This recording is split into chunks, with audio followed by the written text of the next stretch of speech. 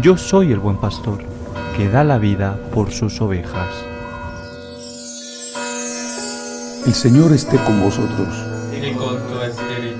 Lectura del Santo Evangelio según San Marcos. Gloria a ti, Señor. Cuando a los pocos días entró Jesús en Cafarnaún, se supo que estaba en casa. Acudieron tantos que no quedaba sitio ni a la puerta, y les proponía la palabra. Y vinieron trayéndole un paralítico llevado entre cuatro, y como no podían presentárselo por el gentío, levantaron la techumbre encima de donde él estaba, abrieron un boquete y descolgaron la camilla donde yacía el paralítico. Viendo Jesús la fe que tenían, le dice al paralítico: Hijo, tus pecados están perdonados. Unos escribas que estaban allí sentados pensaban para sus adentros: ¿por qué habla este así? Blasfema. ¿Quién puede perdonar pecados sino solo uno, Dios? Jesús se dio cuenta enseguida de lo que pensaban y les dijo: ¿por qué pensáis eso? ¿Qué es más fácil? ¿Decir al paralítico tus pecados te son perdonados?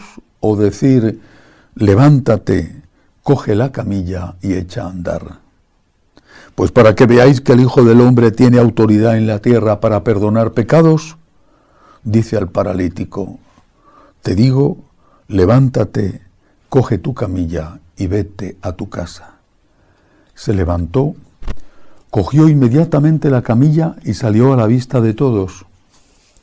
Se quedaron atónitos y daban gloria a Dios, diciendo: nunca hemos visto una cosa igual. Palabra del Señor. Gloria a ti, Señor Jesús. Hoy la Iglesia celebra la memoria de San Antonio Abad, aquel primer eremita, no primer eremita, pero sí el más importante de aquellos ermitaños que se retiraron al desierto en Egipto y con los cuales tuvo lugar el inicio de la vida monástica en Occidente. El Señor es Dios. Cristo es Dios. Y es Dios porque es capaz de hacer estos milagros extraordinarios. El milagro era la prueba de su divinidad, de que Dios estaba con él. Pero esta divinidad de Jesús lleva también el poder de perdonar los pecados. Tenían razón los escribas cuando decían solo Dios puede perdonar pecados. No tenían razón cuando decían este blasfema porque pretende perdonar pecados. Les faltaba la fe. Cristo demuestra su divinidad y demuestra que es consciente de su divinidad cuando, leyéndoles el pensamiento, les dice que Él, el Hijo del Hombre, tiene el poder de perdonar los pecados. Y para que les quede claro, le dice al paralítico que coja su camilla y que se levante. ¿Por qué tiene que ver la parálisis con el perdón de los pecados? Primero, hay que entender que en el mundo antiguo, y a veces en algunos sitios también hoy, las enfermedades se consideraban castigos de Dios por los pecados. Hay que leer, por ejemplo, el libro de Job, donde esto aparece en la mentalidad de los que invitan a Job a que se rebele contra Dios o le dicen que si está sufriendo tanto es por culpa de sus pecados.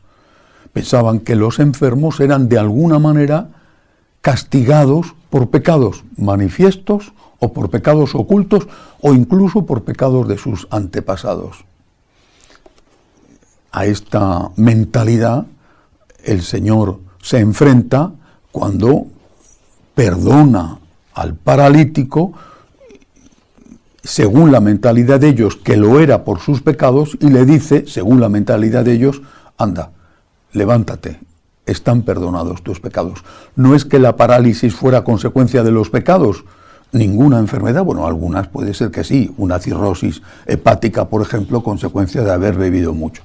Bueno, pero la mayor parte de las enfermedades no tienen nada que ver con los pecados, quizá con alguna algún mal comportamiento alimenticio, pero si no se ha sido consciente, pues eso no es un pecado. El Señor lo que quiere es hacernos ver, primero, que Él tiene el poder de perdonar, porque Él es Dios, y que ese poder de perdonar lo pone de manifiesto haciendo que un paralítico ande. No porque el paralítico estuviera paralítico por sus pecados, sino lo hace para que aquellos entiendan que Él tiene el poder de perdonar porque es Dios y que demuestra que es Dios haciendo el milagro de curar al paralítico. Segunda meditación, segunda enseñanza de este texto. ¿Y por qué no nos dejamos nosotros perdonar? Las confesiones, el confesionario, lo dice tantas veces el Papa Francisco, no pueden ser, no deben ser un lugar de tortura. No puede ser y no debe ser que haya miedo a ir a confesarse porque no sabes lo que te va a caer encima de parte del sacerdote cuando le digas al sacerdote cuáles han sido tus pecados. No. El sacerdote debe ser siempre el rostro del Padre misericordioso que acoge al Hijo pródigo y que manda hacer una fiesta porque el que estaba muerto ha resucitado. Dejando de lado, por lo tanto, los excesos que quizá en el pasado más que ahora, bueno, algún sacerdote haya podido o pueda cometer a la hora de tratar con dureza a su penitente, dejando de lado esos excesos, debemos acudir al sacramento de la confesión como el que acude a recibir uno de los mayores regalos que podemos recibir en nuestra vida, el regalo del perdón. Si no lo hacemos, no es porque el sacerdote te vaya a regañar. Repito, seguramente alguno ha tenido alguna mala experiencia y por desgracia esto es verdad. Pero no es lo común, o no debería de serlo al menos. Si no vamos a confesarnos, no es por eso, es por soberbia. Porque te cuesta reconocerte a ti mismo. Y por lo tanto reconocer ante alguien, incluso aunque no sepas quién es y no te conozca y haya una distancia entre el confesor y el penitente, te cuesta reconocer que te has equivocado. Y es la soberbia la que te lleva a decir, la culpa es del otro. Incluso aunque tú partas de un principio de aceptación aparente de tu parte de culpa. En nuestro idioma, que es un idioma perfecto, sabemos cuándo se utiliza esto porque empleamos una palabra, la palabra pero. Sí, yo soy así, pero en nuestro idioma lo que de verdad te importa va precedido de la palabra pero, de la preposición pero. Sí, tienes razón, pero, y ahora viene lo que de verdad te importa.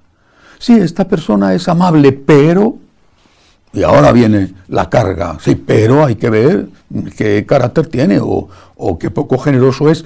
Lo que te importa destacar es lo que viene después de la preposición, pero. Y esta es la realidad también con respecto a la confesión.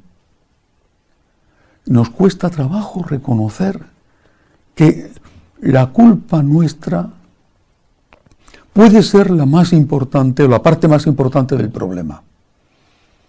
Y que aunque el otro tenga su parte, nosotros tenemos la nuestra. Y es esa parte nuestra la que tenemos que mirar en primer lugar, porque esa parte nuestra es la que podemos corregir. Y quizás si corregimos nuestra parte que está mal, quizá el otro se anime a corregir la suya. Acudamos a la confesión. El Señor quiere perdonar nuestros pecados. Y no pongamos la excusa de que si el cura es un gruñón o si el cura... No, reconozcamos con humildad delante de nosotros mismos que somos pecadores, que hemos hecho una cosa mala. Pidamos perdón a Dios en nuestro interior con el examen de conciencia y luego humildemente ante aquel que representa a Cristo, que es el sacerdote. Que así sea.